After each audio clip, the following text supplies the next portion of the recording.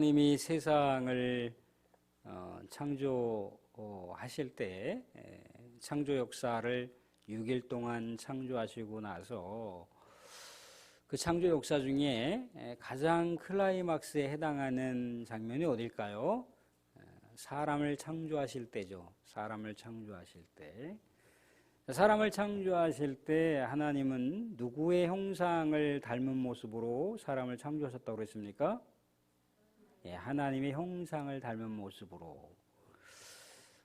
그래서 전에 이제 학창 시절 때 여기 아주 절친했던 카톨릭 그 신자 선배가 있었는데 선배가 그러는 거예요. 우리는 누굴 닮았을까? 우리는 누굴 닮았을까? 그래서 뭐 성경에서 하나님 닮았다고 하니까 하나님 닮았겠지. 그래, 우리는 하나님 닮아서 코가 이렇고 귀가 이렇게 생겼고 뭐 입이 이렇게 생겼고 참 얼굴이 동글동글하게 생긴 것 같아. 하나님 닮았지. 그래서 우스갯소리로. 그럼 원숭이는 어떻게 되는 거야? 원숭이도 그러면 사람의 모습하고 비슷하게 생겼는데 원숭이도 하나님 형상으로 창조하셨나? 아니면 심팬지는 또 어떻고 또 오랑우탄은 또 어떤가? 이제 이런저런 여담을 나눈 적이 있었는데 하나님의 형상을 닮았다라고 하는 건 하나님의 이미지, 이 얼굴 모습을 닮았다라고 하는 이야기가 아닙니다. 왜 그렇습니까? 하나님의 십계명을 통해서 뭐라고 그랬죠? 우상을 만들지 말라. 하나님을 어떤 형상화시켜서 만들지 말라고 명령하셨어요. 하나님의 그 모습을, 하나님의 이미지를 어떤 이렇게 형체로다가 만들어서 표현하지 말라고 했거든요. 그러니까 하나님께서 하나님의 형상으로 사람을 창조하셨다라고 하는 이 대목이 우리의 이 얼굴 모습이 하나님의 모습하고 닮았다. 그렇게 연결을 하시면 안 된다고요. 그럼 말씀드린 대로 아까 원숭이는 어떻게 되는 거고 오랑우탄은 어떻게 되는 거고 심팬지는 어떻게 되는 겁니까? 사람의 얼굴하고 너무 닮았잖아요. 그죠? 그럼 도대체 이게 하나님의 형상을 따라서 하나님의 모양대로 사람을 만드셨다라고 하는 얘기가 뭘까를 생각해 봤을 때 우리 1장 26절 끝절 보시면 이렇게 나와 있어요. 끝절 보시면 뭐라고 나와 있냐면 바다의 물고기와 하늘의 새와 가축과 온 땅과 땅에 기는 모든 것을 다스리게 하자. 우리의 형상대로 사람을 만드는데 사람이 이렇게 어떤 통치의 능력, 다스림의 능력을 가질 수 있도록 그렇게 하자. 그러니까 하나님의 통치 권능, 하나님의 통치 권세, 그 능력을 사람에게 그대로 닮은 꼴로 주신다는 거예요.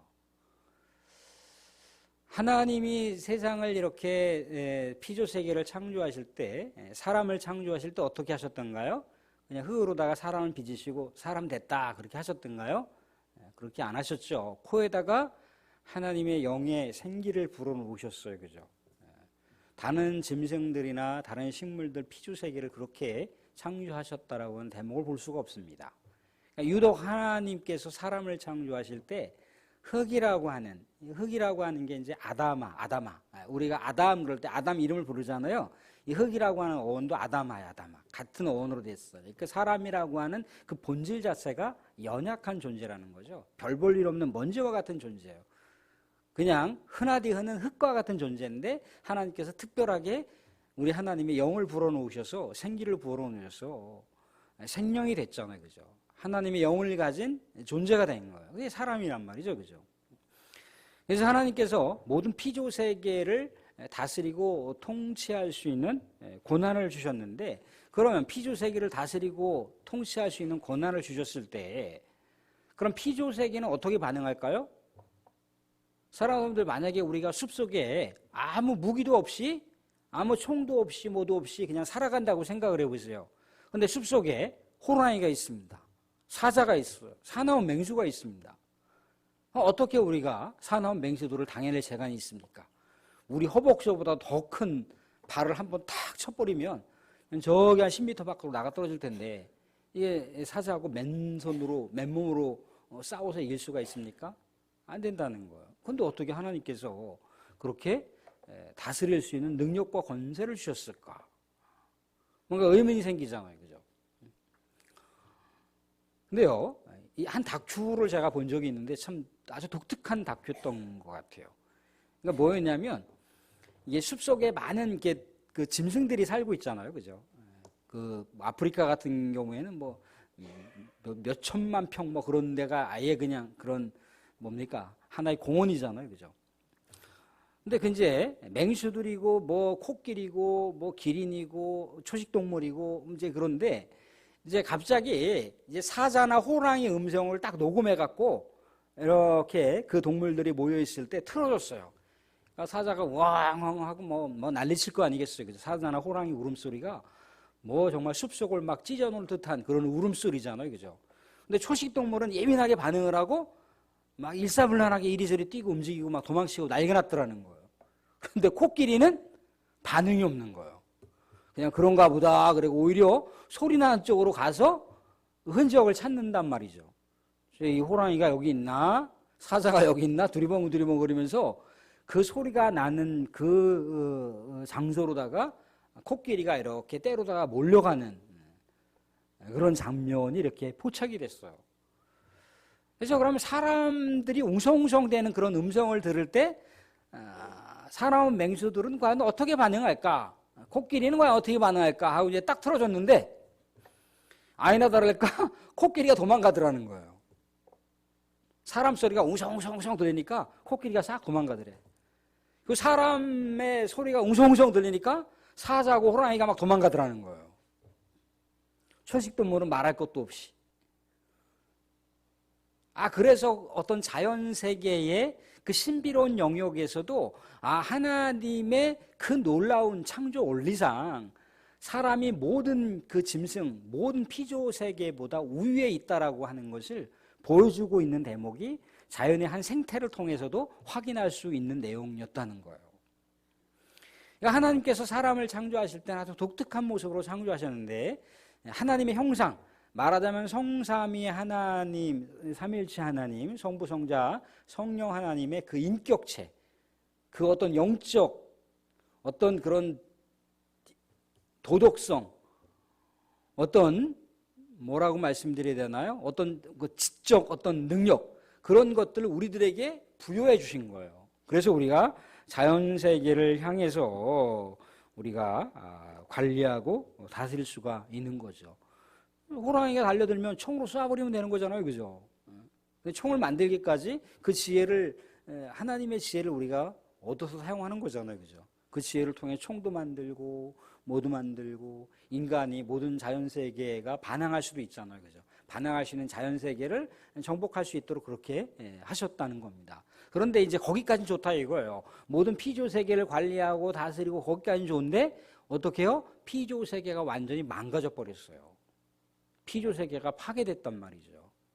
사랑하는 성도들, 호랑이가 자기가 굶주렸을 때 사냥 먹이감을 딱 포효하듯이 딱 달려들어서 어떤 초식동물을 딱 낚아채서 사자가 배를 채웠습니다. 배를 채웠는데 내일 먹을 양식도 내가 사냥을 해놔야지. 그래놓고 자기가 배가 채워졌는데 내일 모레 양식을 위해서 저장을 해놓는 그런 맹수들이 있나요? 없다는 거예요. 딱 자기 굶주린 배만 딱 채우면 되는 거예요. 생태계가 이제 운행되는 거죠. 그죠? 근데 유독 사람은 그렇지 않다는 거예요. 그죠? 사람은 늘 쌓아놓잖아요. 그죠? 그래서 솔로몬의 영광을 바라보면서 우리 예수님께서 제자들과 따르는 무리들에게 뭘 얘기합니까? 무엇을 먹을까? 무엇을 입을까? 염려하지 말라. 별 볼 일 없는 하찮은 풀잎조차 들풀조차 하나님께서 다 먹이시고 살피시고 날아다니는 공중의 참새 한 마리조차도 하나님께서 알아서 관리하시는데 뭘 이렇게 내일 일을 많이 걱정하느냐. 내일 일은 내일이 알아서 걱정할 수 있도록 하고 우리 사람들은 하나님의 영광을 위해서 살아가라. 이제 그런 말씀의 가르침을 주시고 있는데 사람이라고 하는 존재가 그렇다는 겁니다. 하나님의 영광, 하나님의 그 놀라운 존귀를 우리가 반영받아서 사용하고 있어요. 그래서 시편에 보면 시편 8편에 보시면 시인이 뭐라고 고백을 합니까?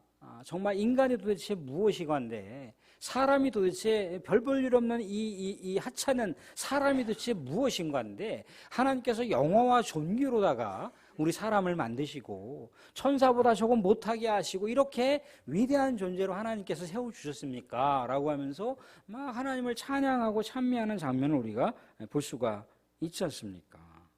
모든 피조세계가 하나님의 손길 가운데 있는데 그 피조세계를 다스릴 수 있는 권한을 사람에게 부여하셨다는 거예요.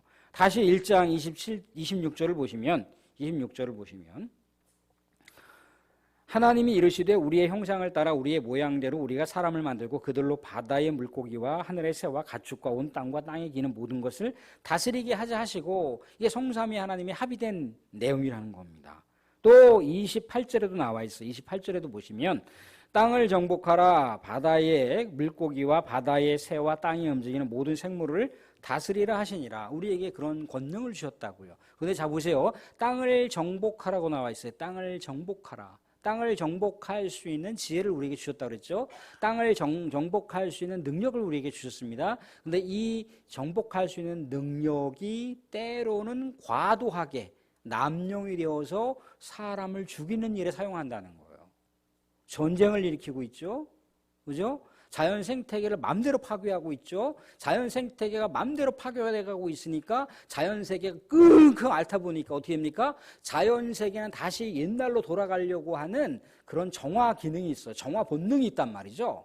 그러니까 지진이 일어나고 해일이 일어나고 뭐 온갖 자연 세계 바이러스들이 난무하는 건 뭐냐면 다시 옛날로 돌아가려고 하는 자정 능력이 있단 말이죠. 자정 능력으로 돌아가야 되는데 인간이 너무나 많이 파괴했단 말이죠. 그죠?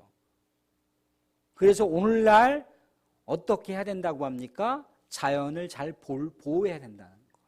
생태를 잘 관리해야 된다는. 그래서 무슨 신학까지요? 생태 신학까지 나왔고 생태 신앙까지 나왔어요. 자연과 더불어서 사람이 자연을 보호해주면 자연도 사람을 보호해준다라고 하는 원리를 가지고 우리가 자연을 아름답게 하나님의 창조의 그 놀라운 권한을 우리가 과도하게 남용하지 말고 하나님께서 세상을 다스리고 이렇게 모든 피조세계를 정복하고 다스리라고 하는 것은 우리에게 물론 놀라운 그런 능력을 위임해 주신 것이고 권한을 위임해 주신 것이지만 하나님으로부터 책임을 부여받았다는 거예요. 마음대로 파괴하고 마음대로 사용하고 마음대로 해체하고 마음대로 무너뜨리고 그렇게 하라는 게 아닙니다. 그렇게 됐을 때 우리는 자연과 관계가 애매모호해지는 거예요. 그래서 우리는 자꾸만 회복을 향해서 나가는 게 뭡니까? 하나님도 예수님도 이 땅 가운데 오셨을 때 회복을 위해서 오셨어요. 그죠? 잃어버린 영혼들을 위해서. 잃어버린 영혼이라고 하는 거 하나님의 잃어버린 영혼이라고 할 수도 있지만 모든 우리 하나님과의 관계가 파괴된 그 영혼, 또 모든 피조세계와 사람의 관계가 파괴되어 있는 그 영혼들을 찾기 위해서 오셨다고요. 사람을 다시 회복시키기 위해서 오신 거예요. 그런데 우리가 하나님이신 예수님도 이 땅 가운데 오셔서 자기의 생명을 마다 않고 모든 우리 믿음의 영혼들을 끝까지 책임지시는 모습으로 십자가에 못 박혀 죽으셨다는, 자기를 희생하면서 모든 영혼들을 구원하기 위해서 그렇게 애쓰셨다는 거예요. 그죠? 우리도 예수님의 그 십자가 희생의 정신을 따라서 살아가면 모든 세상을 다스릴 수 있는 권한과 모든 세상을 정복할 수 있는 권한을 주신 것인데 그것을 어떻게 해야 된다는 겁니까? 하나님의 뜻에 부합하게 맞게끔 관리하고 보호하고 보존해야 된다라고 하는 것을 얘기해 주고 있습니다. 사랑하는 사람들, 우리는 하나님이 우리를 창조하실 때 눈에 보이는 형상은 아니지만 우리 내면 세계에 흐르는 우리 하나님의 사랑, 우리 하나님의 성품, 우리 하나님의 성질, 우리 하나님의 여러 가지 감정, 감성, 그런 것들이 우리 안에 고스란히 내재되어 있어요. 내재되어 있는데 우리는 이 내재되어 있는 것을 두 가지 방향으로 사용할 수가 있습니다. 하나님께서 원하시는 삶의 방향으로 사용할 수도 있고요. 하나님께서 원하시지 않는 방향으로 사용할 수가 있어요. 우리에게 물론 자유의지를 주셨기 때문에 가능하겠죠. 그죠? 그런데 하나님의 뜻과 부합해서 살아간다라고 하는 것은요, 이 땅 가운데 하나님께서 창조하신 목적을 부합하면서 우리가 하나님의 역사를 만들어가는 하나님의 역사의 주인공이 될 수도 있는 거고요. 아니면 하나님의 뜻과 반대 방향으로다가 우리의 자유의지를 발휘하게 되면 사탄을 이롭게 하는, 사탄과 더불어서 공조하면서 하나님의 역사를 파괴하는 존재도 될 수 있는 거죠. 가룟 유다를 생각해 보세요. 처음에는 예수님을 막 추종하는 것 같이 얘기를 하잖아요. 그죠? 그런데 나중에 끝을 보면 어떻습니까? 끝을 보면 예수님이 아니라 자신의 야욕을 위해서 예수님을 이용하려고 하다가 더 이상 이용 가치가 없으니까 애따 모르겠다, 돈이라도 좀 뭐 30냥 좀 챙겨서 해야 되겠다라고 예수님을 팔아버렸잖아요. 그죠? 근데 우리가 요한복음 13장을 보시게 되면은 이 가룟 유다가 예수님을 팔아 넘기기 전에 그의 생각이 뭐가 들어갔다고 합니까? 마귀가 들어갔다고. 사탄 마귀가 들어갔다. 그러니까 사탄 마귀의 공조자가 된 거예요. 사탄 마귀하고 연합한 사람으로서 살아간 거예요. 가룟 유다가. 예수님께서 생각하실 때 가슴 아픈 영혼이잖아요. 차라리 나지 않았으면 좋을 것이라고 하는 그런 안타까운 마음까지 예수님께서 표현하셨잖아요. 그죠? 근데 우리 믿음의 백성들은 어떻습니까? 물론 그런 영역들이 우리 삶의 영역 가운데 나타날 수가 있겠죠. 다시 우리는 또 믿음을 잡고, 우리는 또 마음을 다 잡고, 또 이 땅 가운데 우리 예수 그리스도를 따르는 백성으로, 하나님을 추구하는 믿음의 백성으로, 우리 하나님께서 이 땅 가운데 창조하실 때 인간을 독특하게, 인간을 하나님의 그 전인격적인 품성을 가진 존재로, 하나님께서 세상을 다스릴 수 있는 그런 권한을 주신 존재로 우리를 세워주셨는데, 별 볼 일 없는 흙으로 만드셨잖아요. 흙으로 만드셨지만 하나님께서 최고의 작품으로 우리를 세워주셨지 않습니까? 그죠? 최고의 인물로 세우셨는데 우리는 과연 어떤 삶을 지향해야 되는가라고 생각했을 때 역시 마찬가지로 우리는 어떻습니까? 하나님께서 이 땅 가운데 세상을 창조하시고 아름답더라, 좋았더라, 행복했대더라, 그런 표현을 하셨어요. 그죠? 그런 것처럼 우리가 살아가는 이 땅 가운데 가정을 세우고 일터에서 또 교회를 세우는 나가는 일들에 있어서 하나님께서 보실 때 행복하시겠다.